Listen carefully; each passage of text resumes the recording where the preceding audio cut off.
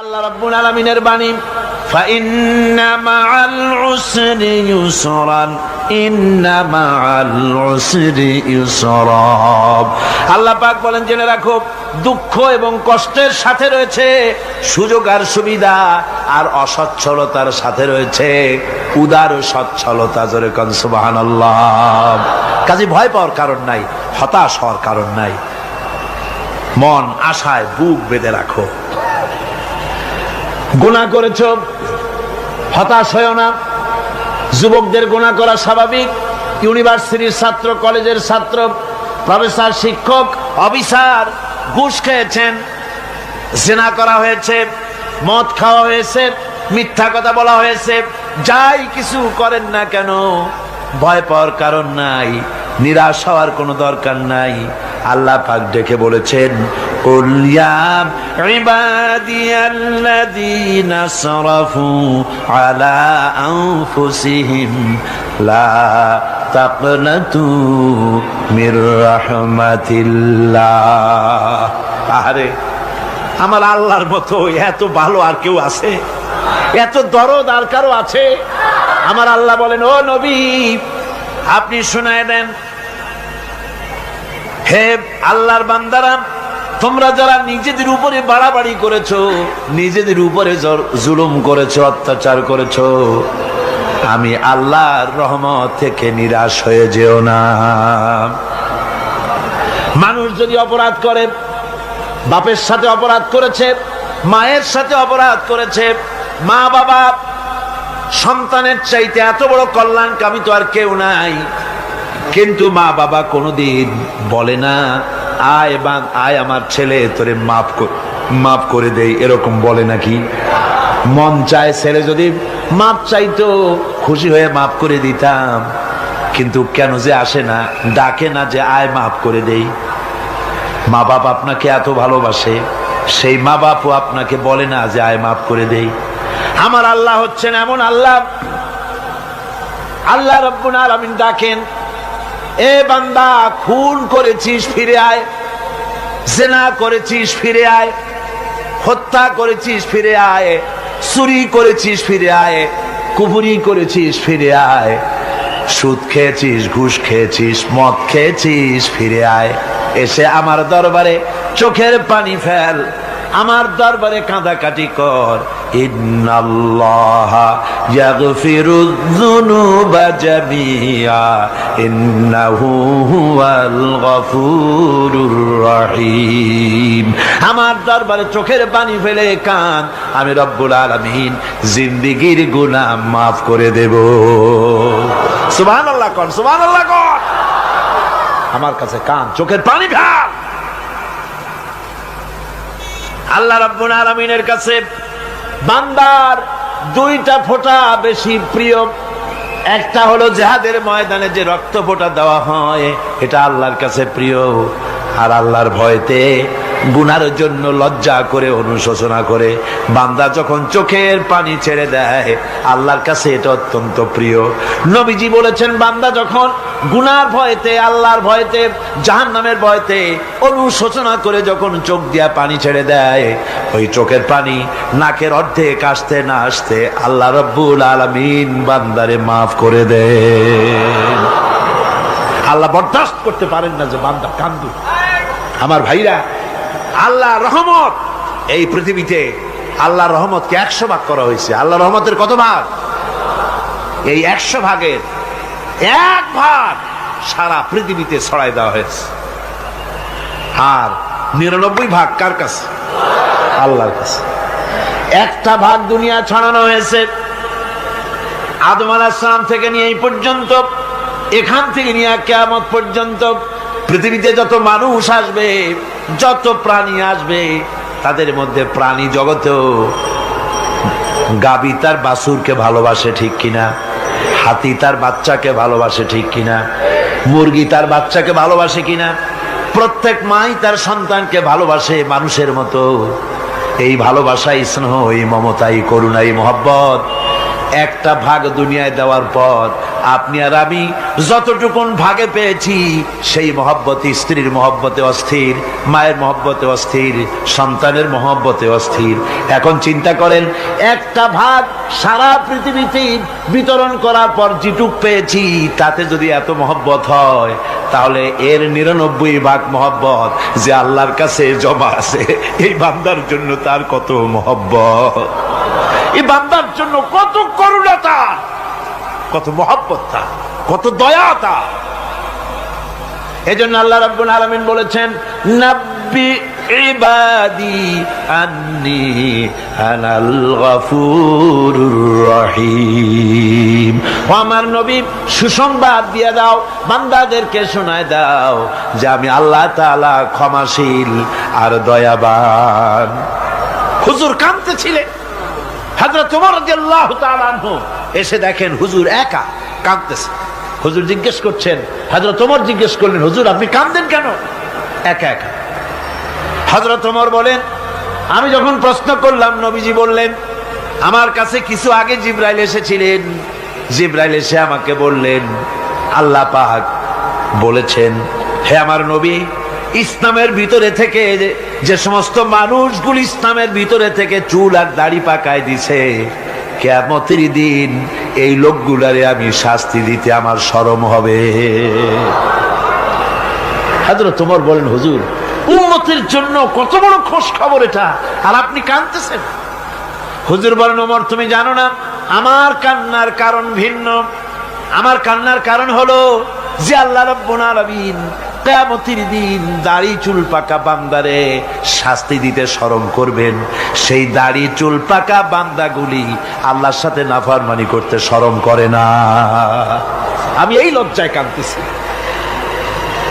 ভাইরা, হুজুর আল্লাহ পাক বলেন, ও আমার নবী, রাতের আধারে যখন একটা বুড়া আমার দরবারে হাত উঁচু করে, একটা বুড়া মানুষ রাতের আধারে যখন আমার দরবারে হাত উঁচু করে আর যখন বলতে থাকে, রব্বুল আলামিন আমার পেছনের জীবনটা বড় খারাপ করেছি, এমন কোন কাজ জীবনে করি নাই যা তোমার কাছে কিছু দাবি করতে পারি, সব রকমের নাফরমানি করেছি, আজ আমি বুড়া হয়ে গেছি, কামাই করতে পারি না, ছেলে আমাকে চোখে দেখতে পারে না, পুত্রবধূ আমাকে ঘরে জায়গা দেয় না, আমার স্ত্রী আমাকে দেখতে পারে না, রোজগার করতে পারি না, হাঁটতে পারি না, চলতে পারি না, সবার কাছে আমি তিতা হয়ে গেছি, আমি দাঁড়াতে পারি না, কোমরে ব্যথা পাই, হাঁটুতে ব্যথা পাই, চলতে পারি না, কানে শুনতে পাই না, চোখে দেখতে পারি না, আর তোমার কাছে কিছু চাইয়া নেব এমন ভালো কাজও করি নাই। এইভাবে যখন বান্দা কাঁদতে থাকে আমার দরবারে, ও আমার হাবিব আমার রহমতের দরিয়ায় জোশ মেরে যায়, আমার শরম হয় এই বুড়াটারে কেমনে খালি হাতে ফিরাইয়া দেই। সুবহানাল্লাহ, সুবহানাল্লাহ। আমার আল্লাহর এত দয়া, আমার আল্লাহর এত মায়া, এত মহব্বত। আমার আল্লাহ রাব্বুল আলামিন বলেন, وَإِذَا سَأَلَكَ عِبَادِي عَنِّي فَإِنِّي قَرِيبٌ।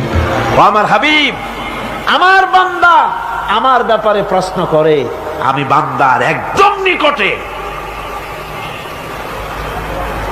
কোরআন শরীফের ভিতরে যত জায়গায় রাসূলকে বলা হয়েছে সুয়ালের কথা, আপনাকে প্রশ্ন করা হয়, আল্লাহ তার জবাব কুল এই কথা বলে জবাব দিয়েছেন। যত জায়গায় সুয়াল এসেছে, যেমন কোরআনে কারীমের মধ্যে আল্লাহ পাক বলেন, ওয়ায়াসআলুনাকা আনিল মাহিদ, মেয়েদের হায়েজ সম্পর্কে জিজ্ঞাসা করা হয়, কুল হিয়া আযা, হে নবী আপনি বলুন।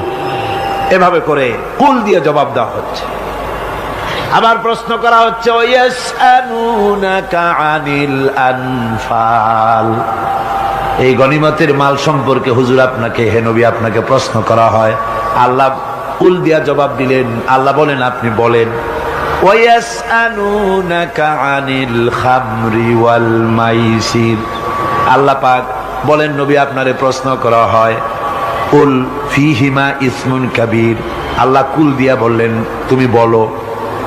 আবার বলা হলো, ওয়ায়াসআলুনাকা আনিল আহিল্লা, কুল হিয়া মাওয়াকিতু লিন্নাস। ও নবী, আপনাকে প্রশ্ন করা হয় চাঁদের ক্রমবর্ধমান এবং ক্রমহ্রাস, এই যে বাড়ে আর কমে, পূর্ণিমা হয় অমাবস্যা হয়, কেন হয়? আপনি বলুন। কুল, আপনি বলেন, এটা আমি অক্ত এবং সময়, বছর আর দিন গণনা করার জন্য পৃথিবীবাসীদের জন্য বিনা পয়সায় একটা ক্যালেন্ডার বানাইয়া আকাশে ঝুলাই রেখেছি। এভাবে যত জায়গায় এসেছে আপনাকে প্রশ্ন করা হয়, তত জায়গায় আল্লাহ জবাব দিয়েছেন কুল, আপনি বলেন। গোটা কোরআন শরীফের ভিতরে এই একটি মাত্র জায়গা যেখানে বলা হয়েছে আপনাকে প্রশ্ন করা হয়। আল্লাহ এখানে বলতে পারতেন কুল, আপনি বলেন, আল্লাহ তোমাদের নিকটবর্তী, এভাবে জবাব হয় নাই।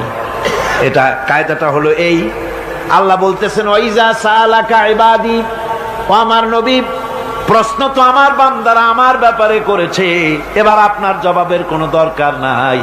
প্রশ্ন আমার ব্যাপারে, আমি নিজে জবাব দিয়ে দেই, ফা ইন্নী কারীব। ও বান্দা, আমার ব্যাপারে প্রশ্ন করেছিস, জবাব আমি দেই, আমি তোর সবচাইতে বেশি নিকটে। সুবহানাল্লাহ, কত নিকটে?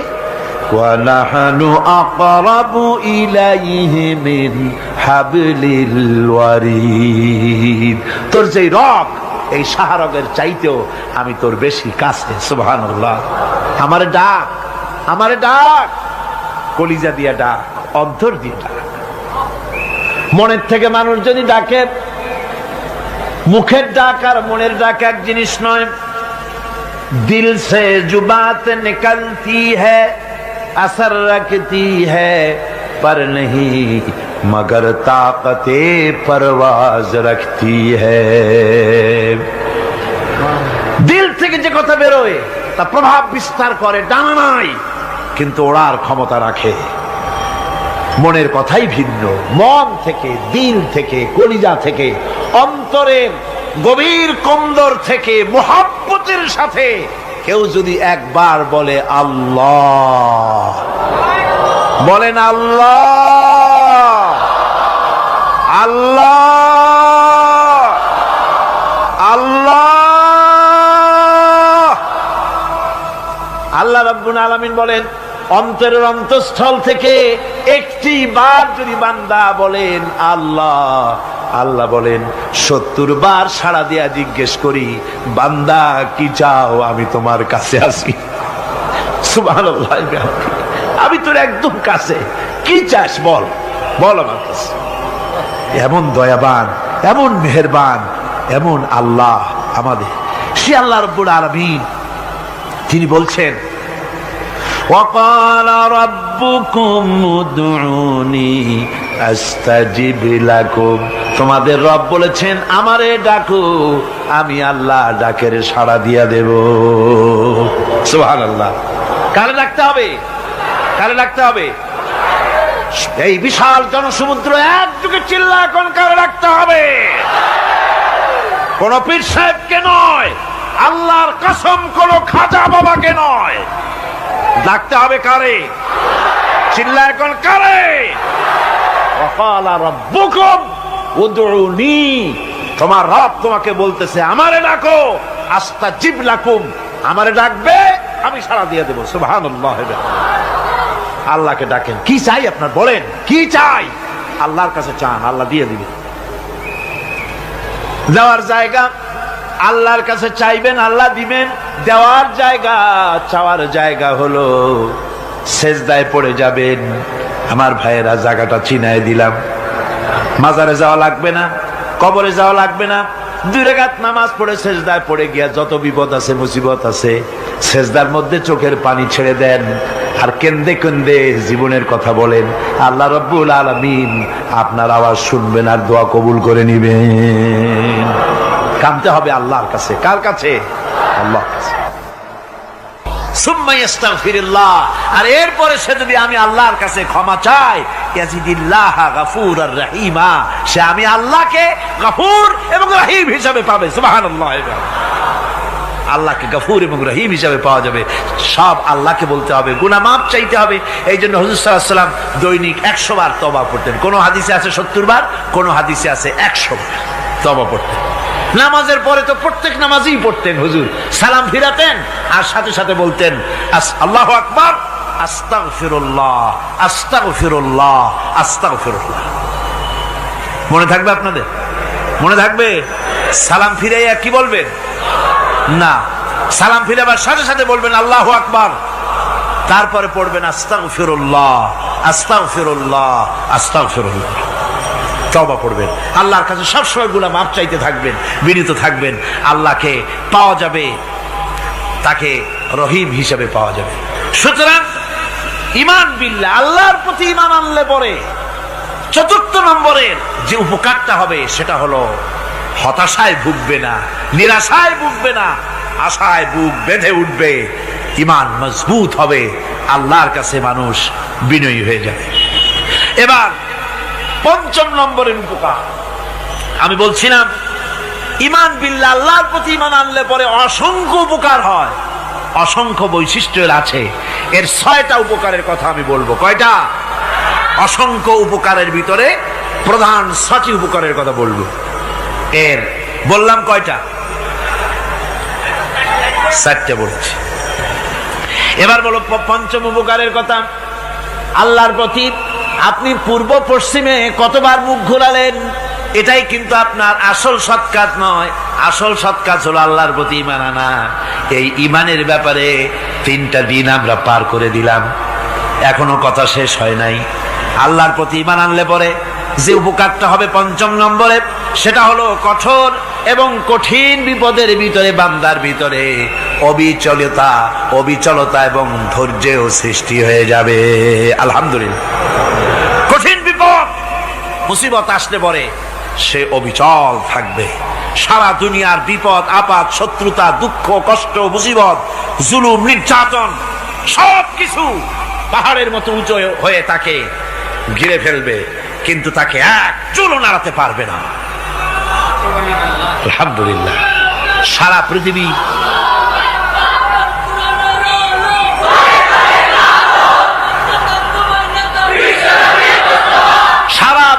একদিকে আর সে একা একদিকে থাকবে। বিরোধিতা তো হবেই, বিপদ তো আসবেই। কবি বলতেছেন, সাথে জাকা রহা হ্যায় अज़ल से ता इमरोज, सतेजा का रहा है अज़ल से ता इमरोज, चरागे मुस्तफावी से शरारे बुलहबीस। সে আবহমান কাল থেকে শুরু করে মুস্তাফা সাল্লাল্লাহু আলাইহি ওয়াসাল্লামের দীপ শিখার সাথে আবু জাহেল, আবু লাহাবের অগ্নিস্ফুলিঙ্গের টক্কর লেগেই আছে।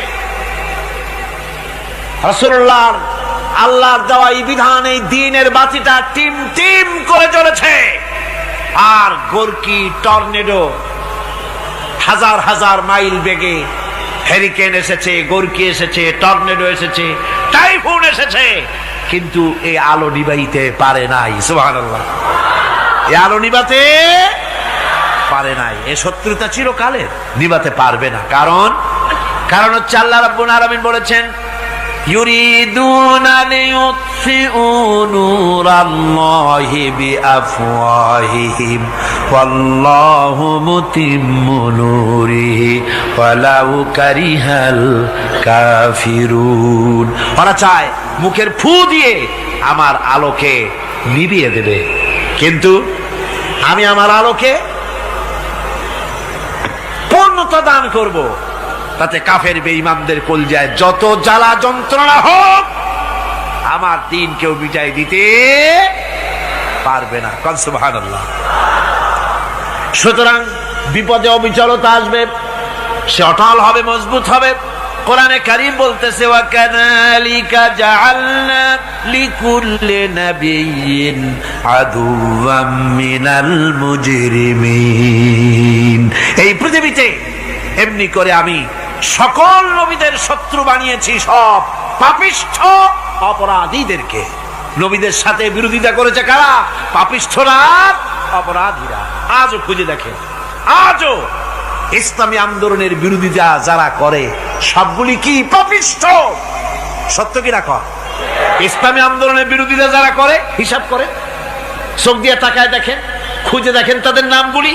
মদখোর, জিনাকার, বদমাশ, চোর, হাইজাকার, বেনামাজি, লুটেরা, মিথ্যাবাদী, সবচাইতে সমাজের নিকৃষ্ট লোকগুলি ইসলামের বিরুদ্ধে করে।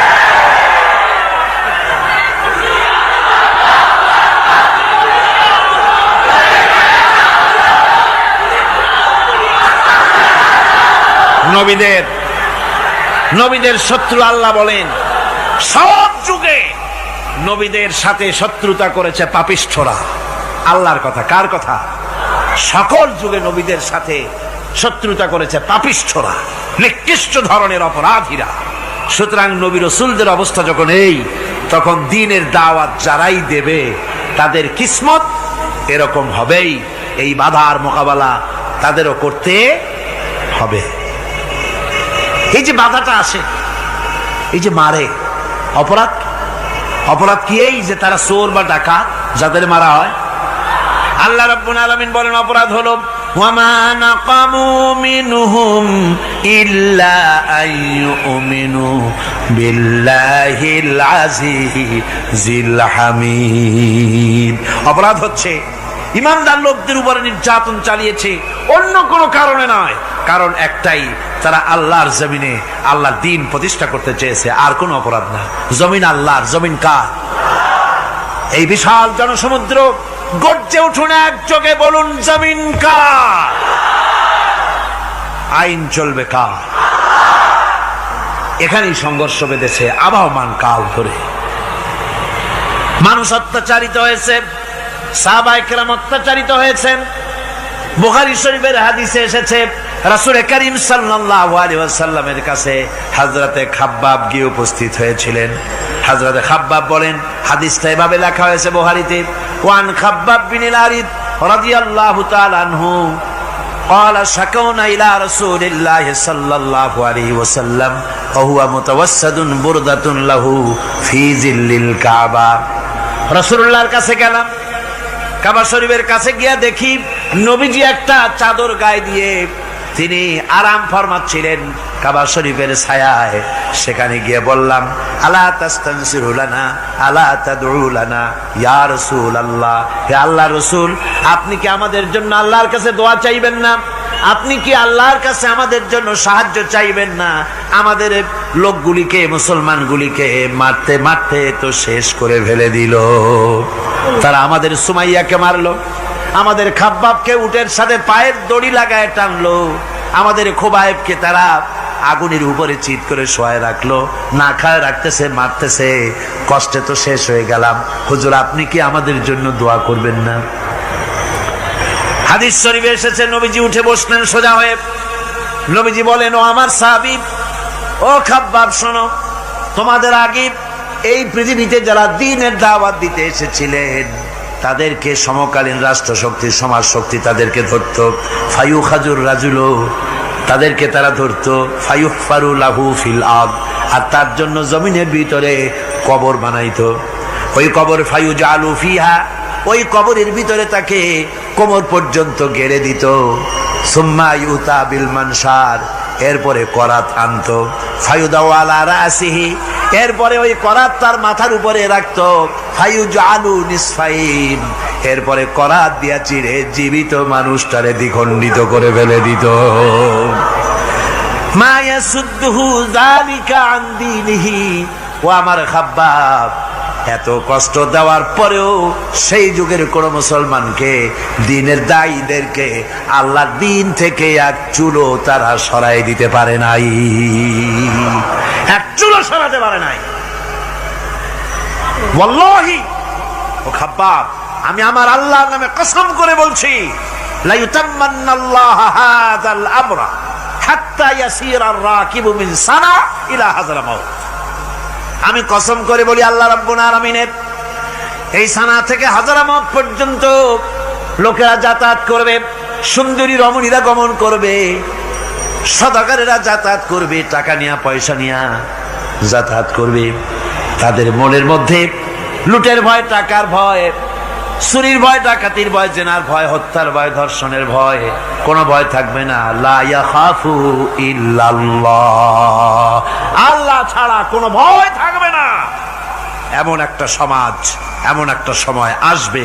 ওয়ালাকিন্নাকুম তাস্তাজিলুন, অথচ খুব তাড়াহুড়ো তোমরা করতেছো। তাড়াহুড়ো করো না, সময় আসবে ইনশাআল্লাহ। আমার ভাইয়েরা, আমার বন্ধুগণ, কঠিন বিপদে অবিচলতা এবং ধৈর্যের দৃষ্টান্ত রেখে গেছেন আম্বিয়া আলাইহিমুস সালাম। সুবহানাল্লাহ। কঠিন বিপদে অবিচলতা, দৃঢ়তা, ধৈর্য কারে বলে, তার দৃষ্টান্ত কারা রেখেছেন? আম্বিয়া আলাইহিমুস সালাম। ওনারাই আমাদের আদর্শ, নবীরাই আদর্শ। সাহাবায়ে কেরাম রিদওয়ানুল্লাহ তাআলা আলাইহিম আজমাইন আমাদের আদর্শ। ভাইরা আমার, মুসা আলাইহিস সালামকে ফেরাউন যখন ঘিরে ফেলে দিল, কোরআনের সব কথা গল্প গুজবার ইতিহাসের জন্য লেখা হয় নাই। কোরআনের মধ্যে যা লেখা হয়েছে সব বান্দাদের উপদেশের জন্য, যাতে করে লোকেরা চিরটা কাল এর থেকে উপদেশ নিয়ে নিজেদের তৈরি করতে পারে। জোরে বলেন সুবহানাল্লাহ।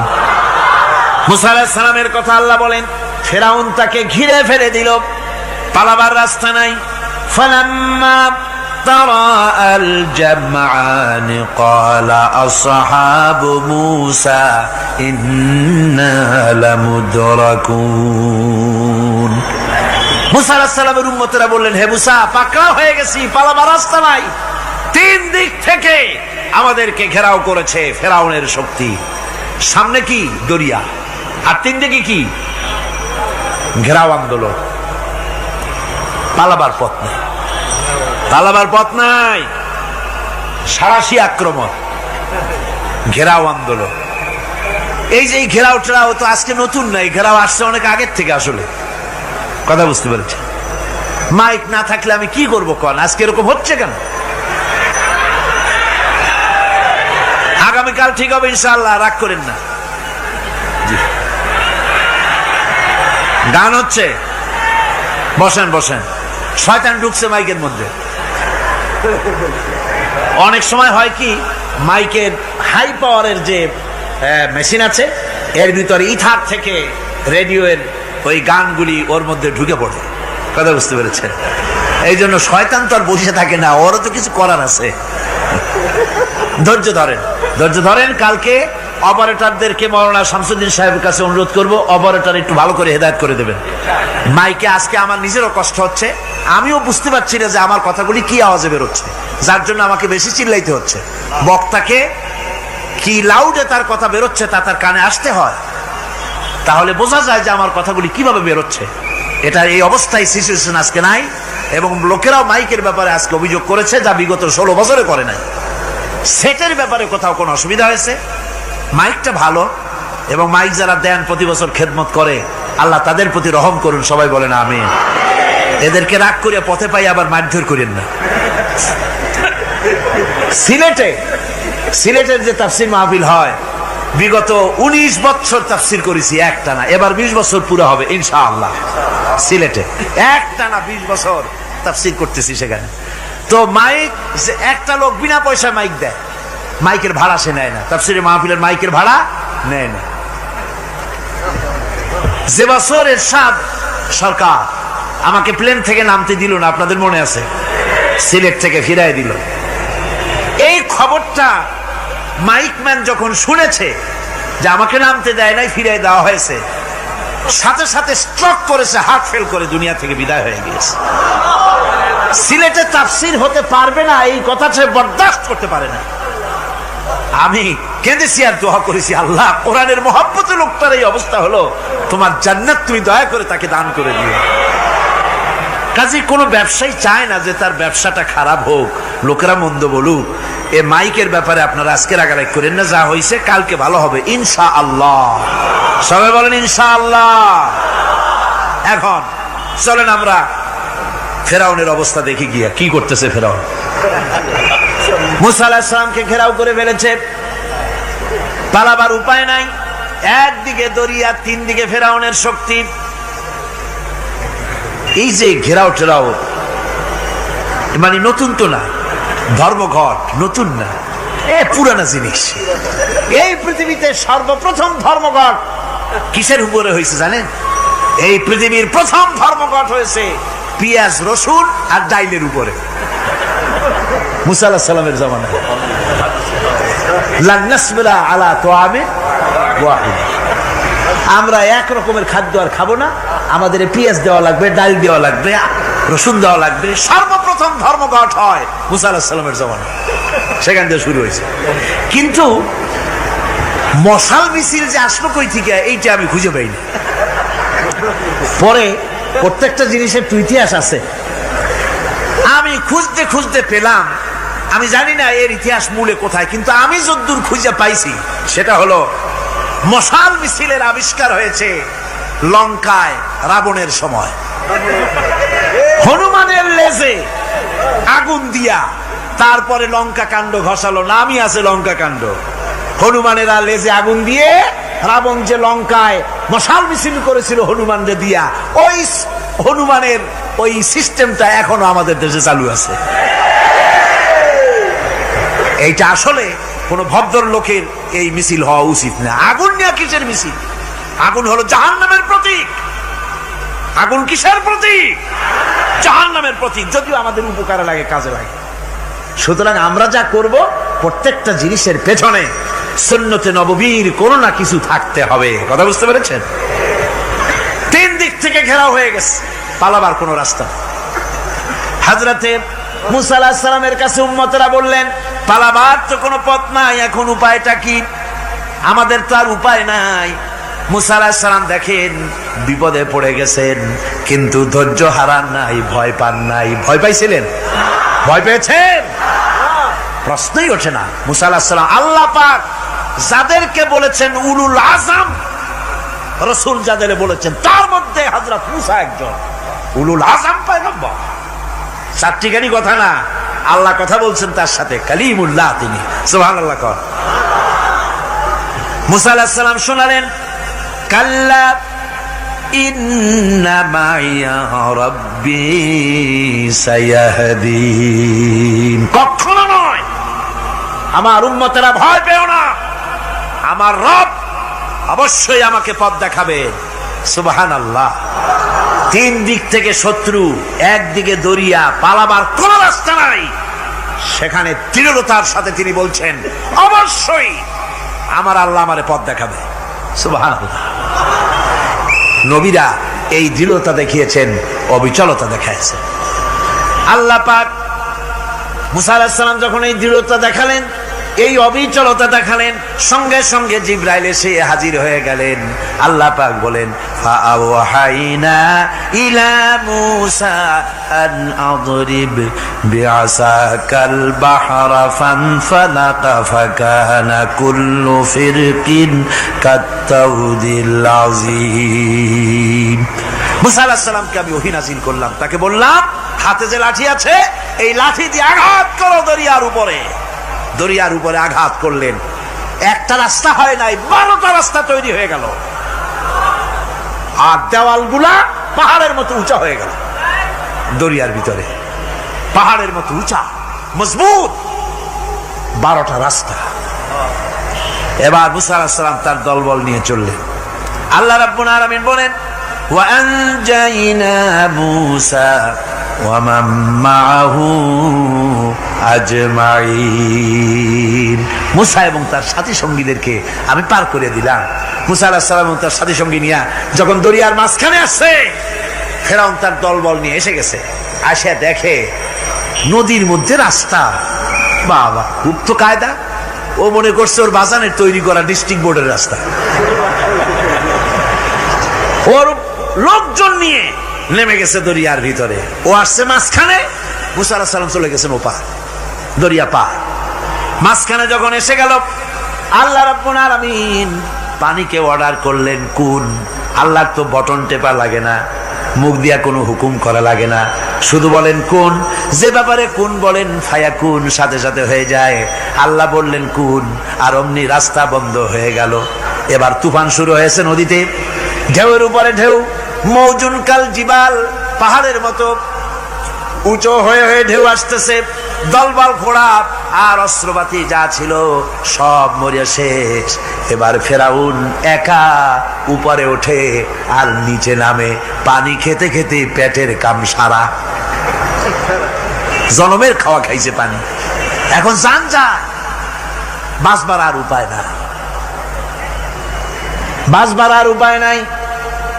ফেরাউন তার নিজের জীবন সম্পর্কে হতাশ হয়ে গেল।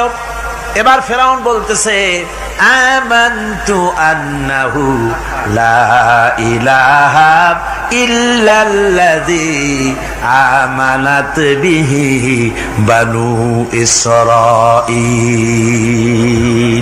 আমি ঈমান আনলাম, আমি ঈমান আনলাম আল্লাহ ছাড়া কোন ইলাহা নাই। ওই আল্লাহর উপর ঈমান আনলাম যে আল্লাহর উপরে ঈমান এনেছে বনি ইসরাঈলেরা। আল্লাহ যাতে ঠিক পায় যে কোন আল্লাহর উপর ঈমান আনছে। বনি ইসরাঈলের আল্লাহর উপর ঈমান আনলাম। আল্লাহ এই তো মুসলমান হয়ে গেছি, এরপরও আমার সুবাও কেন? আল্লাহ রাব্বুল আলামিন জবাবে বলেন, আল আন, এখন ওয়াকাদ আসাইতা ক্বাবলু ওয়া কুনতা মিনাল মুফসিদিন। এখন ঈমান আনার কথা বলছো, অথচ যুগের পর যুগ, বছরের পর বছর ধরে আমার মানুষের উপরে মন গড়া আইন চালায়েছো, আমার পয়গম্বরের সাথে বেয়াদবি করেছো।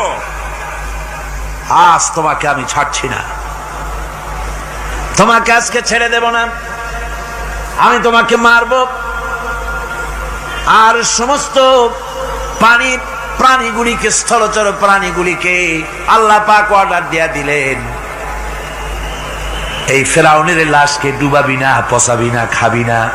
আলিয়াউমা নুনাজ্জিকা বিবাদানিক, আমি তোমার শরীরে বাঁচায় দেব। পোকে খাবে না, পানিতে পচবে না, মাছে খাবে না, কুমিরে খাবে না, দুনিয়ার কোনো পশুতে খাবে না।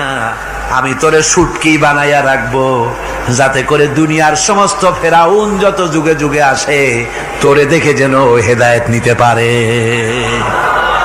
ফেরাউনকে আল্লাহ শুটকি বানায় রাখছে। আমি ফেরাউনদের লাশ দেখেছি ব্রিটিশ মিউজিয়ামে। ফেরাউন তো একটা না, অনেকগুলা। আসলটারে অবশ্য দেখিনি। ব্রিটিশ মিউজিয়ামে ওই ফেরাউনগুলার লাশ যখন অসুবিধা হয়, মমিগুলি, তখন ইংল্যান্ডে নিয়ে যায় চিকিৎসা করাবার জন্য। চোখ টোক আছে গর্তের ভিতরে, তারপরে চামড়া টামড়া হাড়ের সাথে মিশানো, ওইভাবে চেহারা দেখলে মনে হয় যে সত্যি ফেরাউনিগুলা।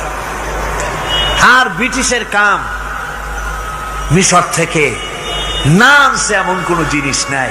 আমি সেখানে এক বক্তৃতা বলছিলাম, আপনারা এদের এখন সভ্য, এদের এখন ভদ্র, এরা হলো ইন্টারন্যাশনাল চোর।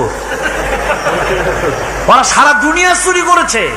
লন্ডনে বক্তৃতা করেছি, সারাটা দুনিয়া চুরি করছে, আমাদের দেশকে শোষণ করেছে। এই বিশাল ভূভাগকে শোষণ করে ইংল্যান্ডের দ্বীপটাকে তারা সাজাইছে।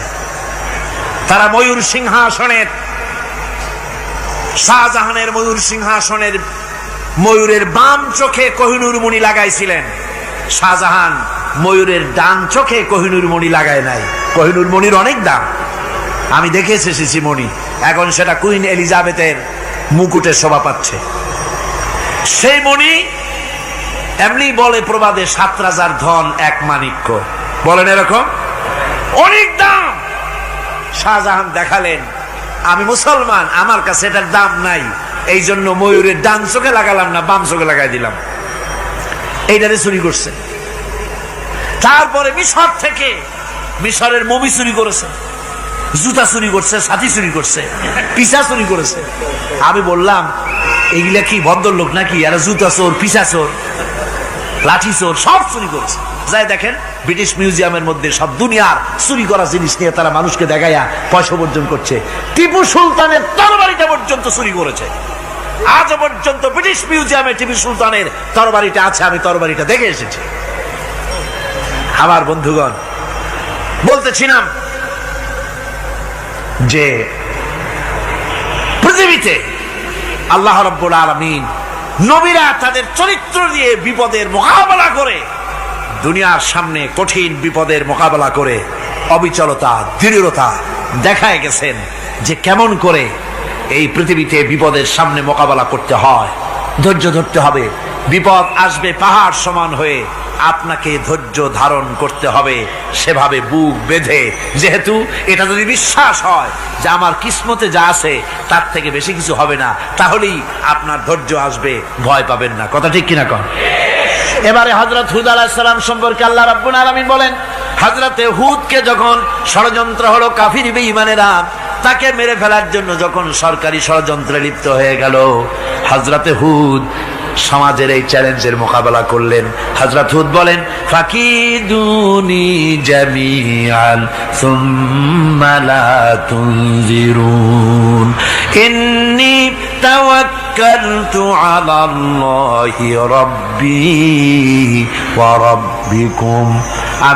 তোমরা তোমাদের ষড়যন্ত্র আমার বিরুদ্ধে যত পারো আমার বিরুদ্ধে ষড়যন্ত্র চালাও, এতটুকুন আমার অবকাশ দিও না। আমি এমন আল্লাহর উপরে ভরসা করেছি যার হাতের ভিতরে তোমাদেরও জান আর আমারও জান। যা পারো তাই করো। সরকার সমস্ত শক্তি একত্রিত হয়ে আমার মোকাবেলা করো। একদিকে হুদ আলাইহিস সালাম, আর একদিকে গোটা জাতি। হযরত হুদ ভয় পায় নাই। সুবহানাল্লাহ কোন? ঈমান বিল্লাহ মানুষের কলিজাকে এভাবে শক্ত করে দেয়। কোন আলহামদুলিল্লাহ। এবারে এই বিপদের, কঠিন বিপদের মোকাবেলা করে আমার রাসূল যে প্রমাণ দিয়া গেলেন, আমার রাসূল যে কঠিন বিপদের মোকাবেলা করলেন, ভাইয়ের আমার, হিজরতের রাতে সওর পাহাড়ের ভিতরে যখন তিনি আশ্রয় নিলেন, হযরতে আবু বকর সাথে ছিলেন। হযরতে আবু বকর রাদিয়াল্লাহু তাআলা আনহু বলেন, হুজুর আপনি দাঁড়ান, এটা তো পাহাড়িয়া গুহা, গুহার ভিতরে সাপ থাকতে পারে, বিচ্ছু থাকতে পারে, আমি আগে ঢুকি, বিপদ যদি হয় আমার উপর থেকে হয়ে যাক। গুহার ভিতরে নেমে গুহা সাফ করলেন। এরপরে হুজুরকে ডাকলেন, হুজুর তাশরীফ নিলেন গুহার ভিতরে। এরপরে হুজুর বললেন, আবু বকর পাহাড়ে হেঁটে হেঁটে 2-3টা পাহাড় পাড়ি দিয়া যাওয়া লাগে সৌর পাহাড়ে। মদিনার সোজা রাস্তা হুজুর ধরেন নাই, মেসফালার পথ দিয়া জাবালে কেদোয়ার উপর দিয়া 3টা পাহাড় পাড়ি দিয়া তারপরে হুজুর গেলেন সৌর পাহাড়ে। গুহার ভিতরে হুজুর তাশরীফ নিলেন। বললেন, আবু বকর তুমি বসো, তোমার উরুর উপরে মাথা রেখে আমি একটু আরাম করি। হযরতে আবু বকর বসলেন, হুজুর তার উরুর উপরে মাথা রেখে ঘুমায় গেলেন। আর এরপরে কাফির বেঈমানেরা তালাশ করতে করতে কাফেরেরা এসে গেল পায়ের চিহ্ন দেখে দেখে গর্তের কাছে। হযরত আবু বকর ভয়তে কেঁদে ফেললেন, আহারে আর তো উপায় নাই, এবার তো ধরা পড়ে গেছি, এবার নবীজিকে মেরে ফেলে দেবে। নবীর মহব্বতে, নিজের মহব্বতে নয়, নবীর মহব্বতে কাঁদতেছিলেন। হুজুর বলেন, হুজুরের ঘুম ভেঙে গেল। বলো আবু বকর কাঁদো কেন? ছেলের কথা, মেয়ের কথা, বিবির কথা, বাড়ির কথা মনে পড়লো নাকি? হযরত আবু বকর বলেন, ইয়া রাসূলুল্লাহ, আল্লাহর কসম করে বলি, যেদিন ঈমান এনেছি এই কলিজার ভিতরে মা বাপ, স্ত্রী, পুত্র, পরিজন, এমনকি আমার নিজের জীবনের চাইতে আপনারে বেশি ভালোবাসি। তা কাঁদো কেন? কাঁদো কেন? হযরত আবু বকর বলেন, হুজুর ধরা পড়ে গেছি, কাফেররা এসে গেছে গর্তের কাছে, তাকালি আমাদের দেখতে পাবে, আমরা তো মাইনরিটি, ওরা তো মেজরিটি, আমরা তো ধরি মারি ফেলাই দেবে, আপনাকে মেরে ফেলে দেবে, এই জন্য কাঁদি। আল্লাহ রাব্বুল আলামিন, হুজুর তখন কি দৃঢ়তা, কি অবিচলতা, কি ধৈর্যের পাহাড় সম মনোবৃত্তি তখন দেখালেন। আল্লাহ কোরআন শরীফে চিরকাল যাতে মানুষেরা হেদায়েত নিতে পারে সেজন্য হুজুরের কথা উঠায় দিলেন কোরআনে। আল্লাহ পাক বলেন, ইযহুমা ফিল গার ইয ইয়াকুলু লিসাহিবিহি লা তাহজান ইন্নাল্লাহা মা'ানা। ও বন্ধু, ভয় পেও না, আল্লাহ আমাদের সাথে আছেন। সুবহানাল্লাহ। আল্লাহ আমাদের সাথে আছেন। আমরা মাইনরিটি নই, আমরাই মেজরিটি। আল্লাহ আছে আমার সাথে, ভয় পাওয়ার কোনো কারণ নাই। সুবহানাল্লাহ। আল্লাহ পাক বলেন, فأنزل الله سكينته عليه وأيده بجنود لم تروها। আমি এদের অন্তরের ভিতরে আমি শান্তি নাজিল করে দিলাম, প্রশান্তি দিয়া দিলাম, আর আমি সাহায্য করলাম, আর এমন সব সৈন্য পাঠায় দিলাম যে সৈন্যগুলি তোমরা দেখতে পাও নাই। সুবহানাল্লাহি ওয়া বিহামদিহি। ভাইরা আমার, রাসূল করিম সাল্লাল্লাহু আলাইহি সাল্লাম এই বিপদের মাঝে, চরম বিপদের মাঝে অবিচলতা, দৃঢ়তা, কঠিন আত্মনির্ভরতা দেখিয়েছেন। এগুলি হলো ঈমানের পঞ্চম নম্বরের উপকারিতা। আল্লাহর প্রতি ঈমান আনলে এভাবে পাহাড় সম ঈমান মজবুত হয়ে যায়। জেলের পরোয়া করি না, ফাঁসির পরোয়া করি না, শহীদ হওয়ার পরোয়া করি না, মেরে ফেলে দেবে, উড়ায় দেবে, হত্যা করবে, পরোয়া করি না। পরোয়া করি কেবলমাত্র কাকে? জোরে বলেন কারে? এইরকম মুসলমান হাজার হাজার লাখ লাখ দরকার নাই, 313 জন যথেষ্ট। কয়জন যথেষ্ট? 313 জন যথেষ্ট। বদরে যারা জান দিয়ে মাল দিয়ে দিনকে প্রতিষ্ঠিত করেছিলেন, এরকম 313 জনই যথেষ্ট ছিল। এই দৃঢ়তা, এই অবিচলতা, এই ঈমান, এই ধৈর্য শিক্ষা দেয়, এই উপকার করে ঈমান বিল্লাহ। আল্লাহর প্রতি ঈমান আনলে এভাবে পাহাড়ের মতো শক্ত হয়ে যায় কলিজা। কোন আলহামদুলিল্লাহ। আমার বন্ধুগণ, এবার আমি বলবো সর্বশেষ উপকারের কথাটা বলি, মোনাজাত ছেড়ে দেব। কয়টার কথা বলছিলাম? উপকার 6টা উপকারের কথা বলেছি। অনেকগুলি বৈশিষ্ট্য, অনেকগুলি উপকারের মধ্যে আল্লাহর প্রতি ঈমানের 6টা উপকারের কথা 5টা বলা হয়ে গেছে। এবার 6ষ্ঠ নম্বর এবং শেষ নম্বর, এটা হচ্ছে আল্লাহর প্রতি ঈমান আনলে পরে তার দ্বারা সবচাইতে বেশি ফায়দা পায় সমাজ এবং রাষ্ট্র। কোন আলহামদুলিল্লাহ, কোন আলহামদুলিল্লাহ। আল্লাহর প্রতি ঈমানের দ্বারা নৈতিক সংশোধন হয় এবং রাষ্ট্র আর সমাজ সবচাইতে বেশি উপকৃত হয়। কারণ হলো ঈমানদার ব্যক্তি আল্লাহর প্রতি যে ঈমান এনেছে, তার মনের মধ্যে ধারণা এটা হয়, আমার কোনো কাজ তো গোপন থাকে না। ইন্নাল্লাহা লা ইয়াখফা আলাইহি শাইউন ফিল আরদি ওয়ালা ফিস সামা। আল্লাহর কাছে গোপন বলতে কিছু নাই, আকাশেও নাই, জমিনেও নাই, কোনো কিছু গোপন নাই। সুতরাং আমি যা করি সব আল্লাহ দেখেন এবং শোনেন। এমনকি মানুষ যে কল্পনা করে, সে কল্পনাও আল্লাহ টের পায় না, নাকি? টের পায় কিনা? ওয়াইন তুবদু মিন আনফুসিকুম আও তুখফুহু ইউহাসিবুকুম বিহিল্লাহ। মনের ভিতরে যে কল্পনা করো, আল্লাহ পাক বলেন এই কল্পনারও হিসাব আমি রব্বুল আলামিন তোমার কাছ থেকে নেব। ফায়ুআযযিবু মাইয়াশাউ, যারে খুশি শাস্তি দেব, আর যারে খুশি আমি মাফ করে দেব। জোরে বলেন সুবহানাল্লাহ। ফায়াগফিরু লিমাইয়াশা ওয়া ইউআযযিবু মাইয়াশা, যারে খুশি মাফ করব, যারে খুশি শাস্তি দেব, কল্পনারও হিসাব নেব। এই কথা মুমিনের যদি জানা থাকে, তাহলে আর তার কোনো চিন্তা থাকে না, তার নৈতিক চরিত্র ভালো হয়ে যায়। কোন সুবহানাল্লাহ। আমার বন্ধুগণ, ঈমানদার লোক, আল্লাহর প্রতি ঈমান আসলে পরে সমাজ উপকৃত হয়, রাষ্ট্র উপকৃত হয়ে যায়। যেহেতু বান্দা জানে আমি দায়িত্বহীন কোনো কথা বলতে পারবো না, দায়িত্বহীন কোনো কাজ করতে পারবো না। আল্লাহ পাক বলেছেন, মা ইয়ালফিযু মিন কাউলিন ইল্লা লাদাইহি রাকীবুন আতীদ। বান্দা এমন কোনো কথা বলে না যে কথা আমার ফেরেশতারা রেকর্ড করে না রাখে। কাজী মুমিন ব্যক্তি আল্লাহর ভয়তে দায়িত্বহীন কথা বলবে না। নির্বাচন আসতে পরে রাস্তা সোনা দিয়ে বান্ধায় দেব, এই করব সেই করব, না খাইয়া কেউ মরবেন না। আসে না নির্বাচনের সময় সারাগালি বদনারা মঞ্চে দাঁড়িয়ে কত বড় বক্তৃতা করে, ভাইয়ের আমার, বোনের আমার, এবার আমার বোতল মার্কা বাক্স, আপনারা আমাকে ভোট দিয়ে দেশ এবং জাতির আরেকবার 12:30 বাজাইবার সুযোগ দিন। এবার ক্ষমতায় গেলে কেউ না খাইয়া মরবেন না, কিন্তু কি খাইয়া মরবে তাও বলেন। এর মারফতি অর্থ হচ্ছে এই, ওরা যদি ক্ষমতায় যেতে পারে তাহলে বিষ খাইয়া হোক, গুলি খাইয়া হোক, কিছু না কিছু খেয়ে মরতে হবে। একেবারে খালি পেটে মরলে গ্যাস্ট্রিক হওয়ার সম্ভাবনা আছে। ঈমান বিল্লাহ যদি না থাকে, আল্লাহ